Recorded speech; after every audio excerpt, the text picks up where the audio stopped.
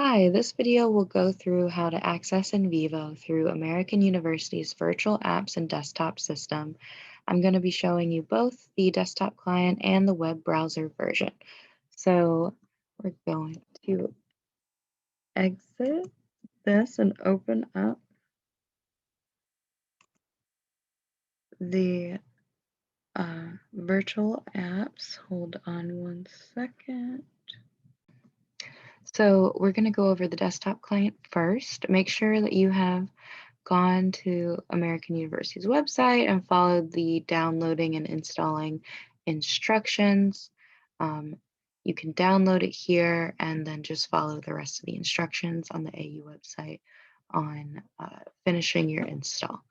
And then after you've successfully downloaded and installed it, you should be able to look it up on your start menu if you're on a Windows computer.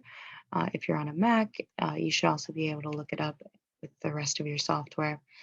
And then I'm just gonna type in and search remote desktop, and there it is. So I'm gonna select it. And then that pulls up the AU virtual applications and desktop. If you do it the first time, it'll ask you to log in.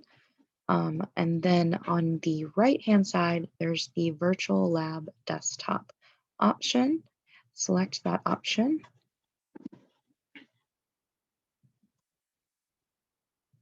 And it may take a second to load, just be patient. And it'll ask you to put in your American University credentials.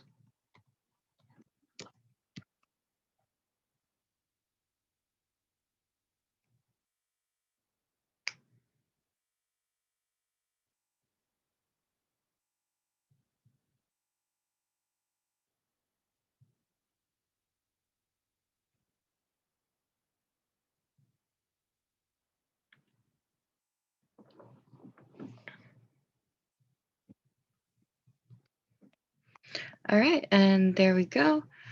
So it worked. It pulled up the virtual desktop. And then once you're in there, you can go to the start menu. And if you scroll down to NVivo right here, you'll see that it is one of the programs on the desktop. You can select it and it should open up.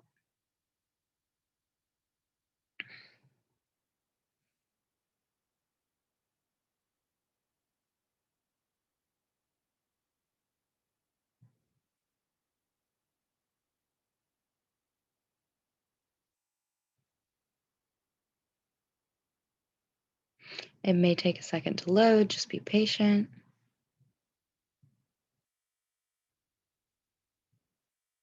All right, and there we go.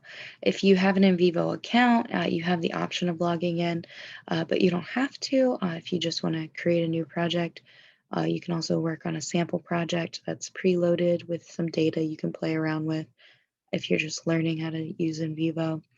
And this will be the Windows version of NVivo, which has the most features.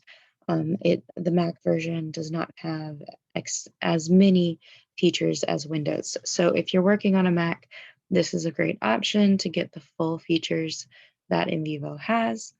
For how to save files to make sure that you don't lose any of your work, make sure that you know how to use OneDrive or you have watched the OneDrive tutorial that's also on CTRL's website. So just make sure you're saving those files correctly. All right, I'm going to close this. And then I'm also going to close the virtual desktop.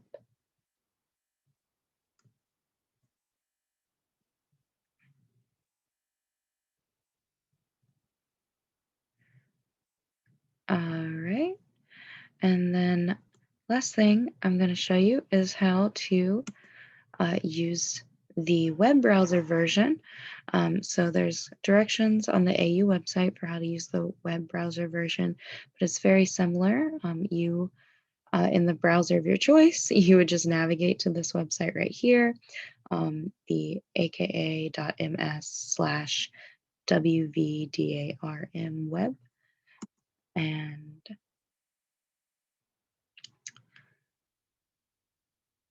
it should pull up a virtual desktop in your browser. There we go. And then the same thing, you will select the virtual lab desktop in the right-hand side and allow. And then again, you need to log in with your AU credentials.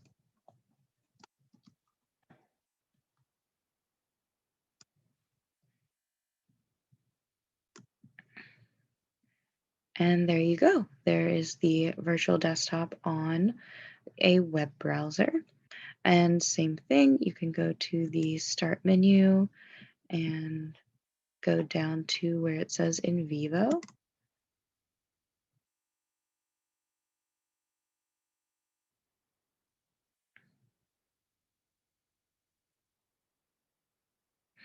And again, it might take a second to load, just be patient.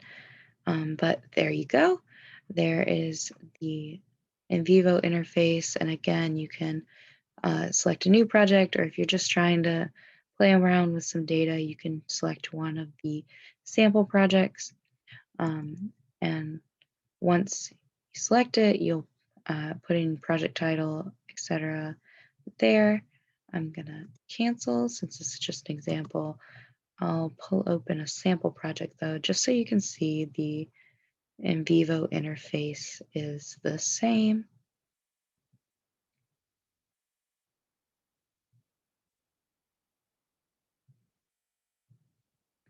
And it'll give you a tour of it. If you haven't used the Windows version of NVivo, that might be helpful for you.